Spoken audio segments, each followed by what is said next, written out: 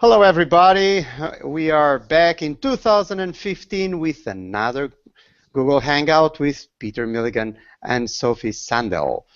Both from London now, but Sophie is Swedish in London. So we are starting the year in a very nice way. We are talking about passion. So the question is, do you have the passion to make it happen? Because sometimes we don't realize that we attract things with our passion about subjects, about projects, and we really discourage people from helping us if we really don't have the passion for it. So it's interesting that if we have passion, we attract passion, and if we don't have passion, we don't attract any passion. People really love passionate people, don't they, Sophie? Yeah, we love. You get a special energy when you are with people who are very passionate. It's very contagious. Yeah. Peter, what do you think about that? I'm passionate about that topic. I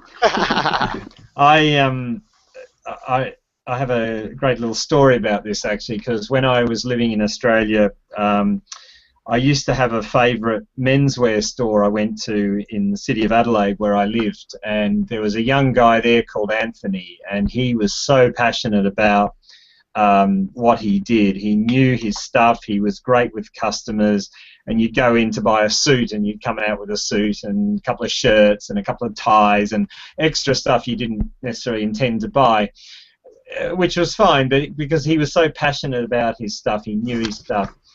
And then when I came to London, I had a really interesting experience because I was in the market to buy a couple of new suits and some shirts, you know. So we're probably talking, you know, at least £1,000 or more. And I went into Jermyn Street, which was around the corner from my office at the time. And Jermyn Street's one of those streets in London that's sort of known for menswear. And I thought, well, this is world class, you know. And I went into one of the shops where they sell suits and menswear, and I went in and a guy started showing me a couple of suits, and I asked a couple of questions about it, and he wasn't really that interested. And I said, oh, I'm just not sure about these. And then I said, oh, I'm also needing some shirts. And he said to me, oh, they're over there. And he just pointed at them, and then he went back and stood behind the counter with his friend in the shop and ignored me. And I thought, this is so different. So guess what? Guess how much money I spent there? Not a penny. Whereas Anthony was such a great guy. I loved his energy. I loved being around him. He knew his stuff. He was passionate about, you know, fabrics and different designers, and it was just a joy to buy from him. And I wouldn't have considered going anywhere else. So, you know, it's really important. Peter, it's interesting that you are talking about that, and I was hearing you, and you were telling a story. Yes. And it's very interesting how passion connects with storytelling, because somebody that is passionate about something has a story to share. Don't you think so, Sophie? Yeah, absolutely. It's like the stories that are often forming our lives and our relationships and the choices we're making. So that goes into good story. So I love it. It's a very nice story, Peter.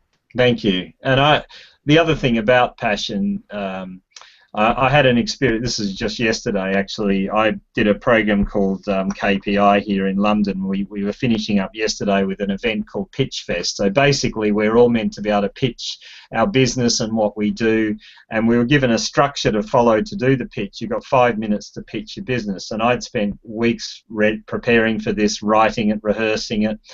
And then in the morning yesterday we had a session where there were 15 of us, not everyone could be there, but there were 15 of us practicing our pitch in front of our peers, and we'd not vote, but we'd score each other. And then at the end of it, they chose the best 10 to go into the final in the afternoon, which they invited, you know, it was over about 150 people in the room, plus a panel of entrepreneur judges. And I was pretty confident, because I've done a lot of professional speaking and been rated very highly, I was pretty confident I'd get through to the top 10. But in the morning, I just stood up, and I was so concerned about coming across in a certain way and following this structure that the passion disappeared, and my energy was down, and it was just awful. And I wasn't shocked. I was disappointed, but not shocked that I didn't get through to the top 10. Passion is so important, and and I know all three of us do speaking professionally, and if that doesn't come through in your speaking, people are not going to be very impressed. It's funny because we as human beings also can change our moods, because, for instance, Peter, you were talking about something that happens a lot, that you have a moment, the moment of truth, and you don't feel that that passion, that that joy of doing that. That actually is the thing that you like, but that day things are not going okay, and so. I'm not a psychologist like you, Peter, but I know a trick to change mood, and it's like using endorphins and dopamine. Yes. So there are things that, for instance, Sophie was saying that she was running today, correct? Yeah.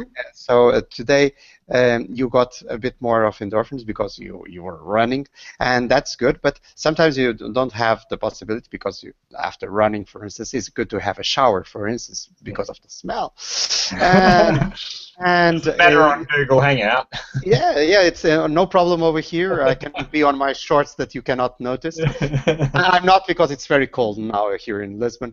For this time of the year, we are having freezing 9+. So it's we dream of 9. We dream of 9. Yeah. But the houses are different.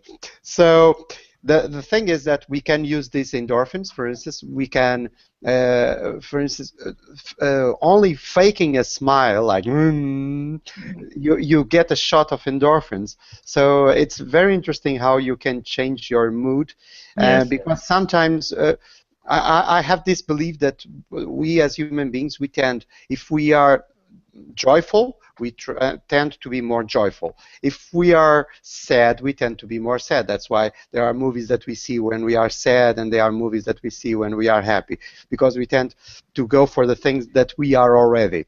So we have to sometimes create an anchor to change that, because we might have the passion, but that day, because of some circumstance, that sometimes it can be even biological, because we can have to do with things that we ate, or that we are tired or whatever, and we have the passion about it, but that day we will not score, because we are in some way psychologically, physically not 100%. Yeah, and it is definitely a mindset thing. And I know yesterday morning I just went into this place, and I knew that I wasn't in that mindset I needed to be in. And I said to people afterwards, that wasn't really me. I was I was thinking too much, and I wasn't just being myself. So it was a good reminder of what can go wrong.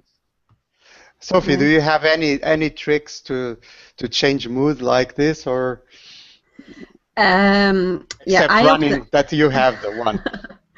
Yeah, well, for me, it can be good to have written down different reminders about what I really like doing and what I enjoy, and I've done that for years. I've been writing down and summarizing like some thoughts I have about events and things that happened to me, and I do that every year. In the end of the year, I often write down everything that happened, and different sort of new things that happened, new things I learned, how did that make me feel, how did I react to something, what made me angry, what makes me happy. I'm quite sort of aware about all these kind of things, so if I'm feeling really low, I can take that up and remind myself, and that's a good way for me to just sort of find myself again. Who am I really? Because we change all the time. But like if I for instance this year, if I want to do something specific, for me it really helps to have that as in my plans, and like write it down and sort of evaluate why I want to do it, and I discuss it with people. What would this do if I do it? What would it do to me? What will it do to others? Because passion can be like something individual. I really want to do that for myself, or I want to do this for the community. and it is like we become more like heroes when we do something for lots of different people because we're very passionate. And I think, you know, you can reflect that because your action is going to impact other people's lives quite a lot. Yeah. Well, I can tell you a personal story in that point because, as you know, I was a little bit bigger some months ago, and meaning a little bit bigger, 40 kilos more. How much is Wow. that in pounds? Because you are the pounds guy. No, I do kilos, so I get that. Okay. Yeah, it's like God, maybe 7 pounds. that's more than half my weight. My God. It's Yeah. like maybe If I 8 lost 40 pounds. kilos, you wouldn't be able to No. see me. It's 8 stones. I think it's 8 stones. I 8 can't remember. stones? No. Yeah. No. 40 kilos would be about 5 stone, 4 or 5. What are you talking about? What is stones? 14 No, pounds stones. per stone. Yeah, people, it's 6.6 stones. Anyway, this is not what Yeah. we need to talk about. Finish the story. No, the thing is that it's very interesting because during I did it not through surgery. I did it the normal way, less food, more exercise. So you burn the fat out. And the funny thing is that during that period, that was more or less 7-8 months, I was meeting people, and I'm still meeting people that haven't seen me for 1 year or 2 years. I don't know who you are. They are like, there were some cases that people that passed by me and didn't recognize me, and then they turned back, "It's you!" And I was like, "Yes, I'm disguised. Now I'm the thin guy."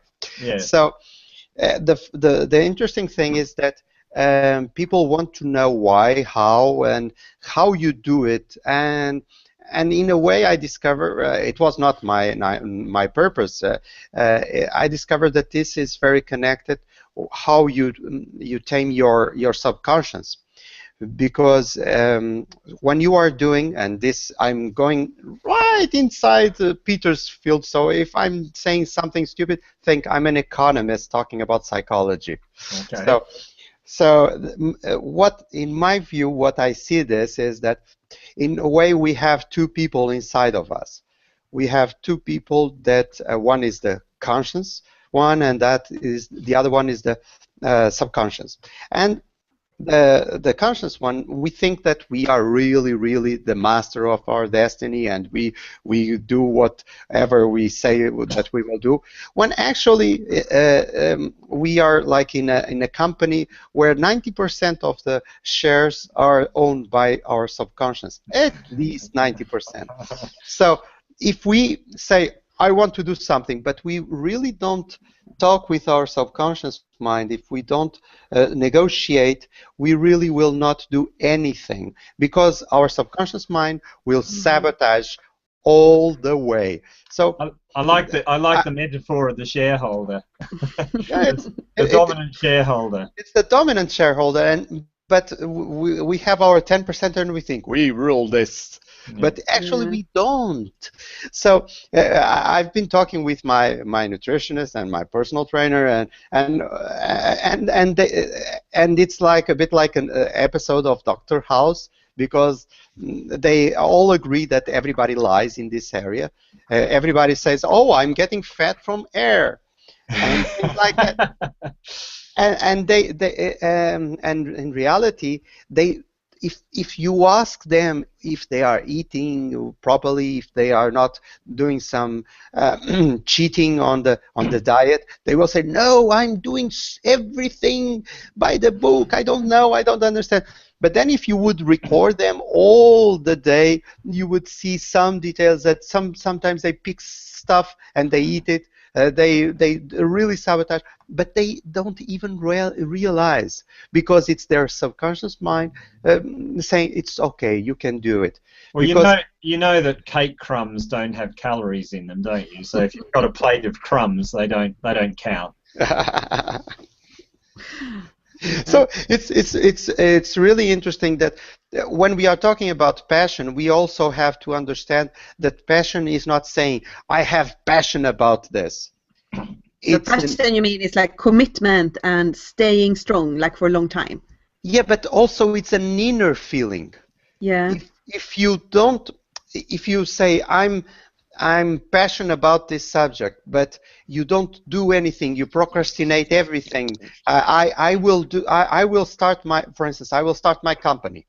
I will do it, but I will start doing the stuff next week because this week I have this, and next week I will arrange another thing. Oh yeah, of course I have the kid is going on holidays, whatever.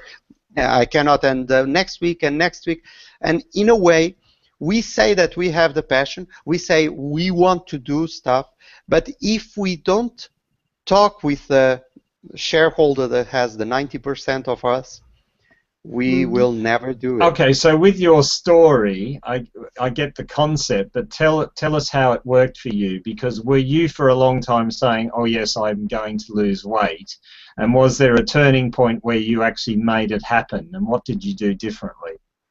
Well, actually, my story is a bit different because normally people lose like 40 kilos because they had like a beginning of a heart attack, or they were or for instance, like in my case, I got a divorce, and normally people all think, oh yeah, now you are getting into the market or something like that. Didn't need that, so everything was fine in that area. So it was the main, let's say the main motivations were not there. It was a question that I decided, even because of professional reasons, I decided that I had to change my image, and I decided like a strategic plan of changing my image. And the interesting thing is that is very conscious. So I understood that because when I do my trainings about communication and networking, I see that people don't communicate well, don't do their networking well because their subconscious is sabotaging the whole time. So you have to work on that. Let me give you another image. I help kids going by bicycle, starting to ride a bicycle, and it's very interesting because before I would work on the physical part, so helping them to get the balance and things like that. And now I start talking with them. I talk with them for like 10 minutes. And I say that things like you have to let it flow, you have to feel, and very calm, kind of low hypnosis. And after like 5 minutes, they start riding a bicycle. It's very interesting. It's like an experiment. And the same thing I had to do with my subconscious. I again, he's the shareholder of 90% of me, so I cannot go there and say, okay, I know that you love eating, because I really love eating. I eat so much if I can. Oh my God, I really love it. So in my view, the subconscious only understands two things: pleasure and pain. So if I go there and you see, look, it's better for the health and things, subconscious will not understand that, because subconscious mind doesn't understand probabilities. Okay, if I say if I will have a probability of having a heart attack, a bigger probability, that's bullshit. I want to have my huge stake, and that's it. So I had to negotiate some rewards with my subconscious, things that could be, and it's funny, smart rewards, so specific, measurable, achievable, realistic, and with a timeline.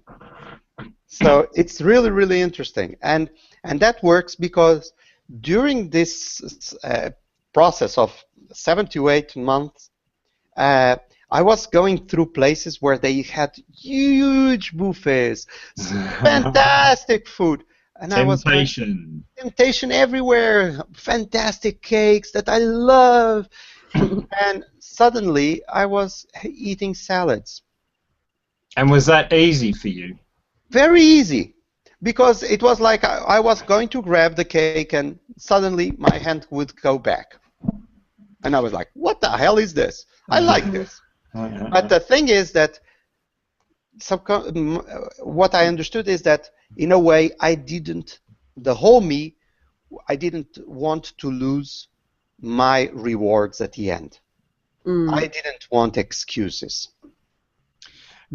Just on that topic of changing a habit or like a diet, there is a thing around rewards and so on, but there's also a big piece around identity. And I know Tony Robbins has talked about this, but I had the experience a few years ago. I'd never done the give up something for Lent thing in my life, and I thought I'd just try it as a process. And I did it one year, and I gave up sugar. I know there's sugar in lots of stuff we eat, so what I meant is avoidable sugar. No sugar in a coffee, no desserts, cakes, biscuits, chocolate, sweets, all of the things that you might snack on and have from time to time. And I thought I'd struggle with it, but it was really interesting, because what happened for me was once I'd made the decision that I'm giving this up, there was no battle, because my identity became, I don't eat that stuff. It was a temporary identity, I have to admit, but it was really interesting because I had those couple of moments where I felt the temptation, but eventually it was just like, well, I don't eat it, so it's not even an issue. There's no struggle, and so I don't know if that was. I don't know if that was, your experience, Filipe, where you actually, having decided to do this, it wasn't like, well, if you're a good boy, you'll get a nice reward. It was like, well, I don't do that. I eat the salad. I don't eat the fatty meal. Is that how it felt for you? Well, in my view, there is also I did like that, and also, but the reward keeps me going now, because, for instance, I have reached my goals in terms of weight in July last year, and I'm actually a little thinner than when I reach my goals. So because then there is another time that is okay. Now you reach the goals, you got the rewards, but now what I negotiate is that now we are a different person, so we are getting another type of rewards. So it's more interesting. And another thing that is kind of magical thing is the 21 days. Yeah. This is I think there are several studies about it. I have read about it, that in order to transform a new habit, you have to do something during 21 days. So you can change. Minimum. Minimum. Yeah, I've heard 6 weeks or even more. For me, it has been like 3 months. What's that? No, but like when I started to sort of exercise in the morning, for instance, it took me 3 months to overcome my own tiredness. Yeah. And I did that because I wanted to have my evenings free. That was like my motivation. Right. But it like took forever to change it, to change my mindset that I could do it in the morning. I'm like, no, I cannot do this. I'm so tired. Yeah. So in a way, we have to imprison ourselves for the 3 weeks or the 3 months in order to create a habit. Because after we create a habit, it's very interesting because we tend to do it again and again. It's an interesting process, and I can tell you one thing. I have a personal trainer. I go to the gym twice a week, and I really hate it. That's the fun part. I hate the gym. I tell my personal trainer every time I'm there, I'm hating, and he's laughing because I'm doing more and more. And I see that I'm doing more and more because I'm doing stuff that I was not doing before, and I feel more fit, and the body is like asking, give me exercise, because we are liking it. But tell me about that. Tell me about the I hate it piece. So, do you expect that will continue? I hate it, but I'm doing it because I know it's the right thing to do. No, I hate it because I would prefer to do any other type of. I like collective sports. I'm really bad at football or basketball or handball. I'm very bad at all those sports, but I like that kind of sports. I hate, let's say, lonely sports. I used to do swimming. Hate it. Right. I did some running, Sophie. To give you an idea, my first race I did it this year. It was like a milestone in terms of my walk. I did a 10K race, and it was up and downhill, so really, really, really bad because it was not like flat ground. And I managed to do in 55 minutes, what I'm very proud of. I did it in less than 1 hour, and I couldn't believe myself because that same time the previous year I wouldn't be able to do 1 kilometer. So it was really, It's really amazing. It's a very good development. Yeah, it is, and then it's like you are showing your subconscious. You see, a new life. So now the But like, so passion. Can I say one thing? Like, your passion there about your weight loss and everything, that's like about your health and long-term passion, like how you want to see yourself. That's a really long-term thing. Well, actually it started by being a more strategic point of view in terms of my business, because unfortunately we live in a society that discriminates people by their looks. And we think always about gender discrimination, race, sexual orientation, but we don't really think that there is a lot of discrimination that is allowed in terms socially. It's not if you do a racist joke, everybody will say, "Oh, it's not good." But if you do a fat joke or a very short person joke or a very tall person joke or a very ugly person joke, there is no problem, and it's acceptable. But that reflects that opportunities are there for some sort of people and not for others. And in my let's say in my view, in terms of strategic view, I thought, okay, I'm here going against a ceiling.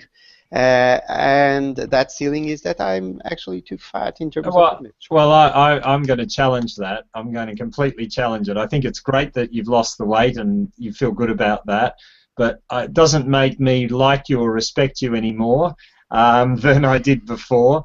And some of the, if you think about someone like, well, someone Sophie would know is David Heine here in the UK. David is overweight and probably always will be, but he's one of the best speakers in this country. He's hugely respected and liked.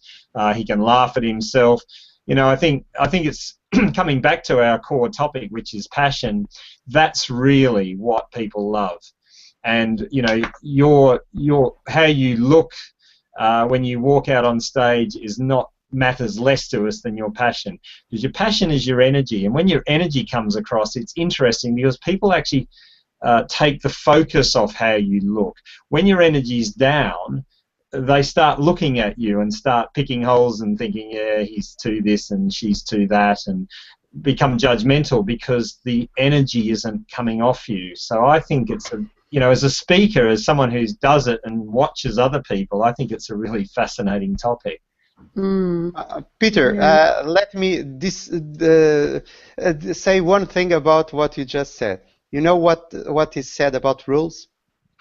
What? Exceptions confirm them.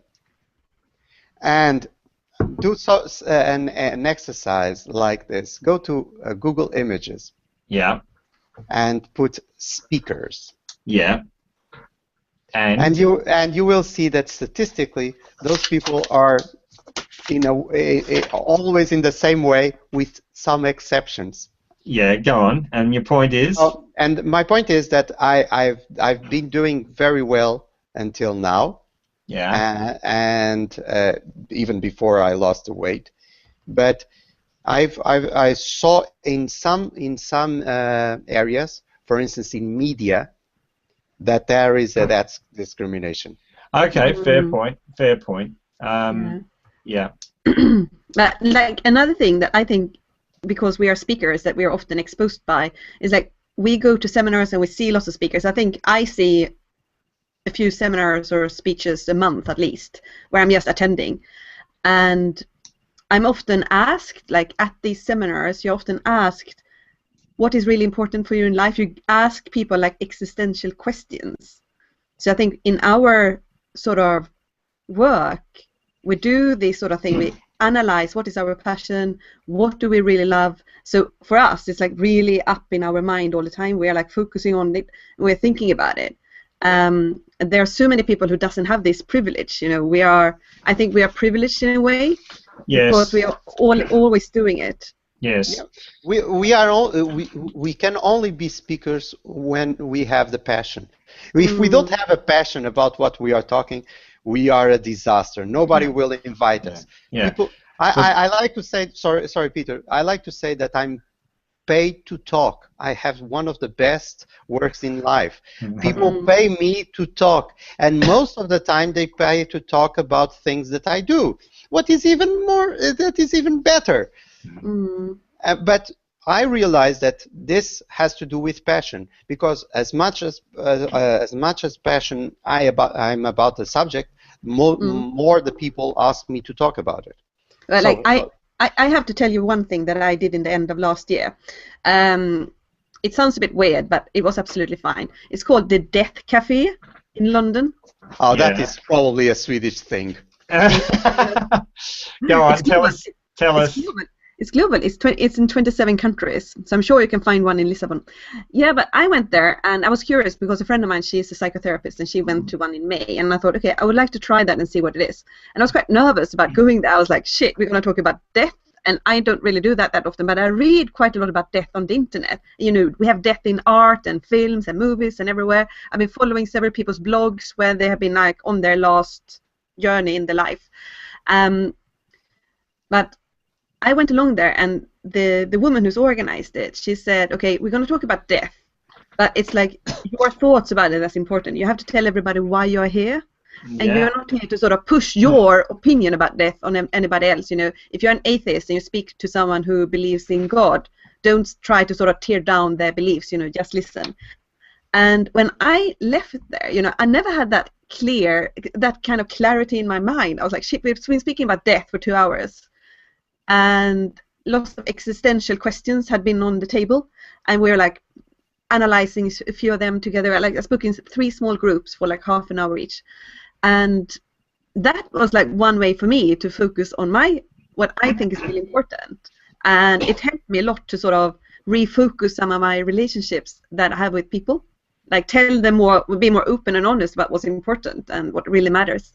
And also, like, where do I put my time? You know, if I'm gonna die, you know, this is a best-selling book by a nurse who worked in a hospice, and she wrote a book about what her patients said that they wish they've done in their life.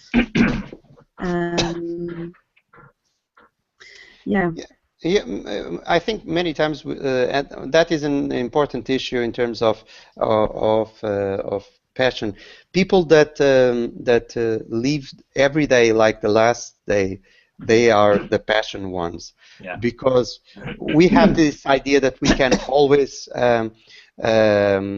postpone things. So one of the words of this century would be the procrastination. So we want to do it, but I see a lot of people that what they are looking for, because of their internal dialogue is not okay, they are looking for excuses not to do it. They are looking for please give me an excuse not to do it.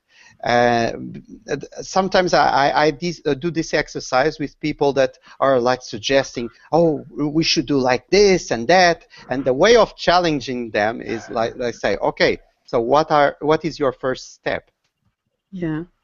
Do it. And people are like, oops, now what? And it's interesting, there is a sentence from Confucius that says that every long walk starts with the first step. And in this, if you really have a passion, you will do that first step, and then it comes the second and the third and the. Well, can I just say, because I know I fall into these traps many times myself, so I'm actually really good at taking the first step and the second and the third. The ones that I struggle with are the last few.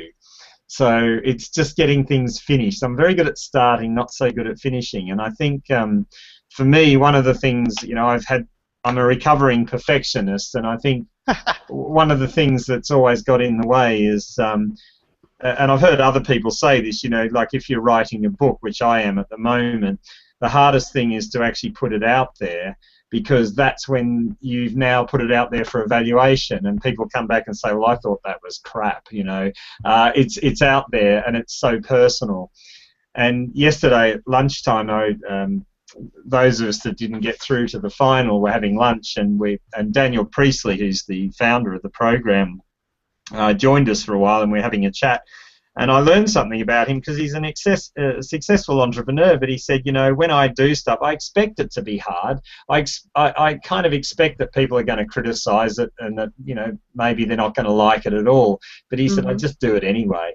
And I just thought that was really inspiring. But that's the innovation journey, I was listening to a seminar the other week about the word innovation and creativity, and it was like these words were not used before the Second World War, so it's something we use a lot today.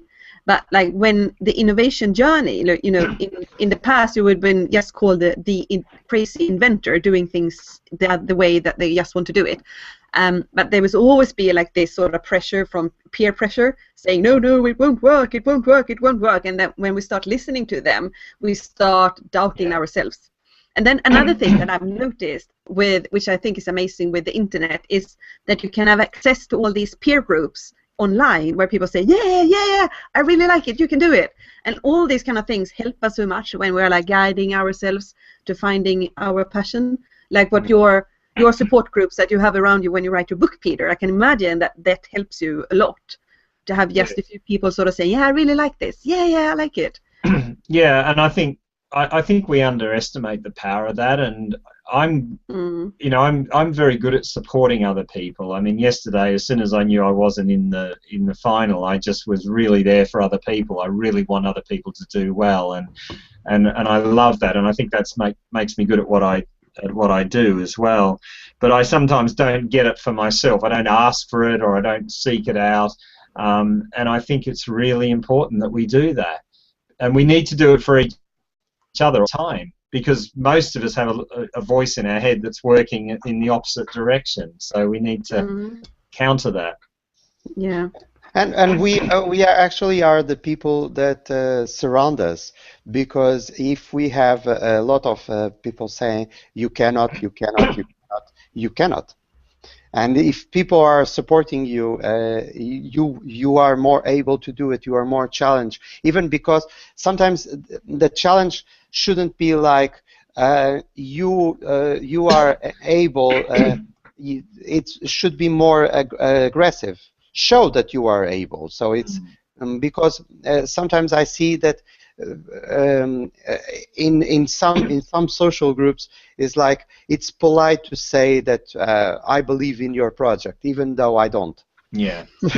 So that is not being a friend, is saying being assertive. I think that this will not work for this and this, but if you do like this, maybe you will manage. Yes. And that is much more supportive than thumbs up and everything is you are so good. Absolutely, and in fact that's one of the things that I also pride myself on, is telling people the truth, but with compassion, like for the right reasons, not to put them down. So, for example, yesterday one of the finalists who ended up being in the top 5 is now a friend of mine, and her name is Ruth, and she's like me, a business psychologist.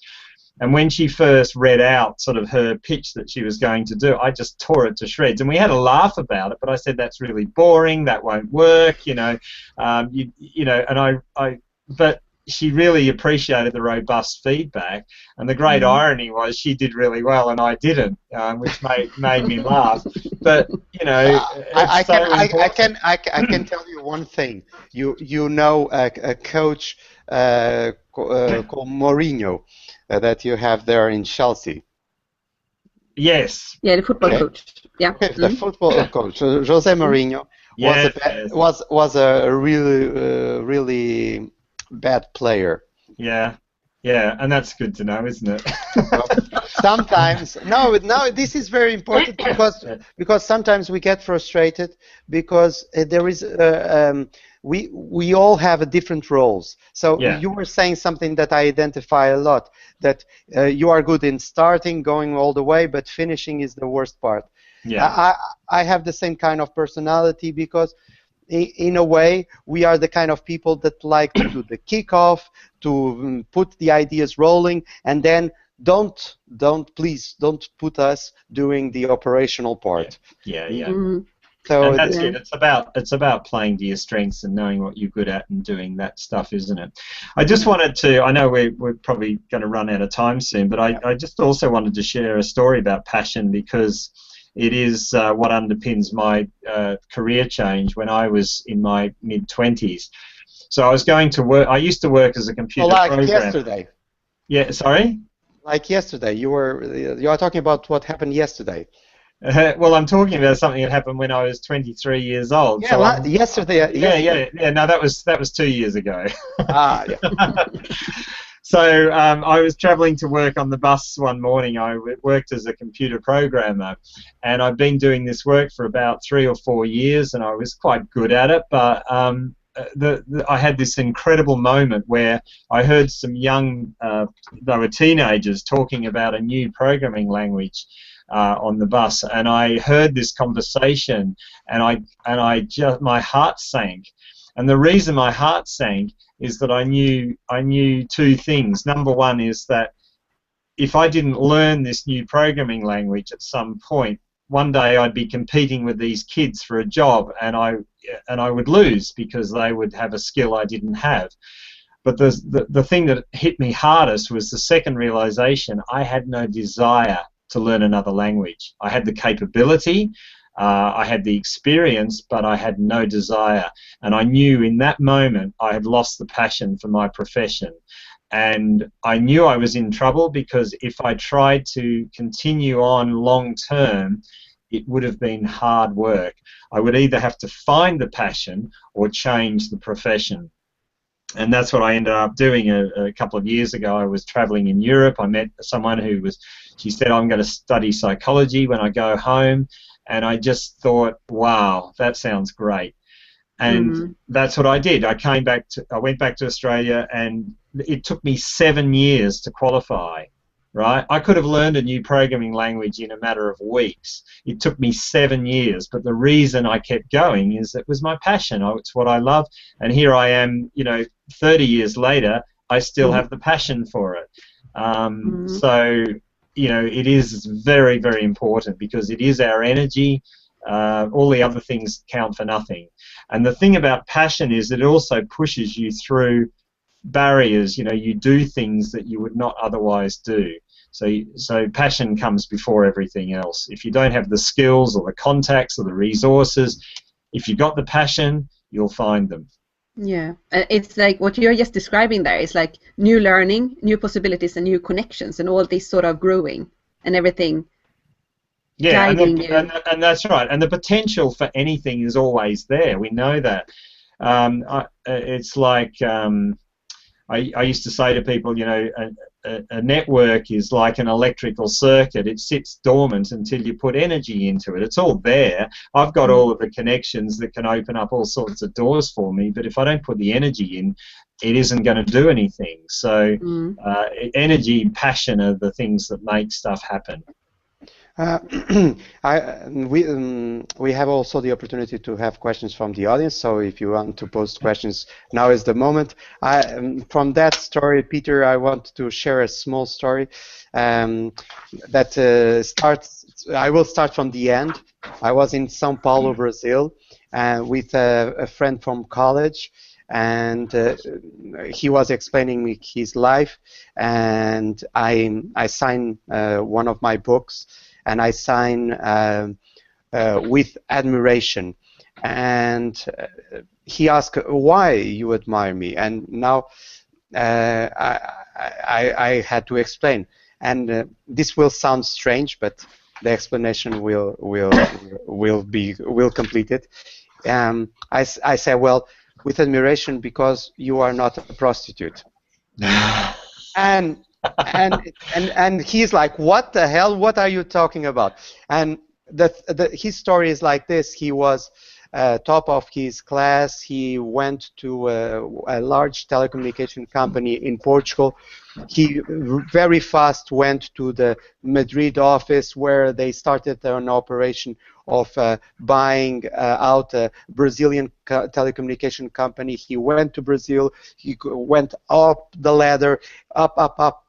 And at some point, he started thinking with himself and said, well, this is not what I want to do. And he's earning a lot of money. He's having a fantastic life. Everything is okay.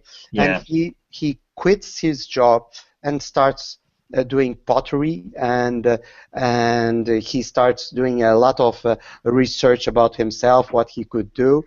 And he was at that point when I was signing the book, he was happy. He was, in personal terms and in professional terms, he was giving classes at university and doing some consulting by himself, and he was really happy. And the thing is that many times people are confronted with this challenge. You have to sell off your passion. Yeah. You have a passion and you sell off. That's why I said you are not a prostitute, because unfortunately a prostitute by definition is somebody that sells the body in exchange of money. But we have a lot of let's say soul prostitutes, that are people that sell their soul because it's a good paycheck, it's a good location, socially people will recognize that I'm doing great, but actually I'm miserable. That's why many times we have some cases of addictions of alcohol and cocaine and wherever, because people are trying to get alienated themselves from what they are doing. That is a kind of soul prostitution. Yeah. I see that a lot in London. I see a lot of people around me that live that life, and they're like confused, and they don't even know what they like. That's the thing. They never ever, how can you say, like digged into themselves, so they have no idea what they think is meaningful. Well, they're probably afraid to, because and I can understand it. It's because you're going to have to confront the things that aren't working in your life, and that's scary because that means change. You're going to have to quit your job, leave a relationship. You know, and people are frightened of change. It takes an important thing, what people will say. Yeah. Well, that's part of it, isn't it? Because it's the courage thing. You know, I sometimes tell myself I don't have courage, but I always remember that I moved over here without having anywhere to live and no employment and a family. And, you know, people say, oh, you're so brave, you know, that I would never do that. But you've just got to have the courage to step into that unknown. But then I have times when I don't have the courage, and I know, or I think I don't have the courage. I talk myself out of it. It's probably a good topic for another hangout, actually, courage. Yeah, what is courage? Because sometimes people think that being courageous is doing only bungee jumping or something like that. But being able to put everything on the table and gamble it with your life is not going to the casino, but gamble it and say, okay, I'm going to change because I this is not the life that I want for me. Yes. So that I think that the way that you really can succeed on that is if you align that change with your passion. If you really align that with your passion, you will succeed, because then you have to use another word that is a lot nowadays used a lot, that is resilience. Your resilience comes because you are passionate about the subject. You really know that you will make it at the end, even though everybody is saying that is impossible, that you will not make it, whatever. If you have it, you will make it, and at the same time you will start attracting people that will want to be one thing that I call the shareholders of your success. They want to say, at that point I helped that guy, and see now where it is. And because we have this thing that it gives us like a kind of social medal. Yeah, actually, that's a really good point. One of my favourite stories I ever heard from Jack Canfield. He tells the story of, I don't know, you may not have heard this, of a young girl who decided that she was going to sell Girl Scout cookies. This is in America, so they have this thing every year where they sell Girl Scout cookies to raise money, and they had a prize that whoever sold the most in the whole of the USA would be able to take someone on a trip around the world. So this little girl from a poor neighborhood in New York decided that's what she was going to do. So as Jack said, she didn't go up to the door, knock on the door and say, you don't want to buy any Girl Scout cookies, do you? You know, which a lot of people would typically do. She'd knock on the door, she'd say, my name's Makita Andrews, and I'm going to take my mum around the world by selling the most Girl Scout cookies of anyone in America. How many do you want to buy? And it was just that clarity and vision, and you know, and of course, as you said, Philip, you know, other people want to be part of that, because it's like, oh my God, you're doing that? Yeah, I'm up for it. I want to help you. But it all started with her vision and her passion. And we go full circle again. Vision and passion is attached to a story. Yeah, definitely. Okay, guys, we went overboard in terms of time.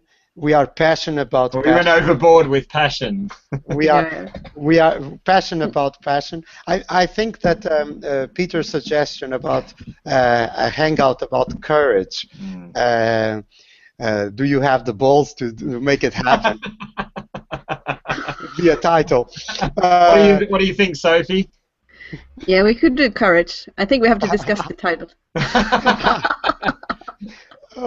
So you know me, so I'm a bit crazy.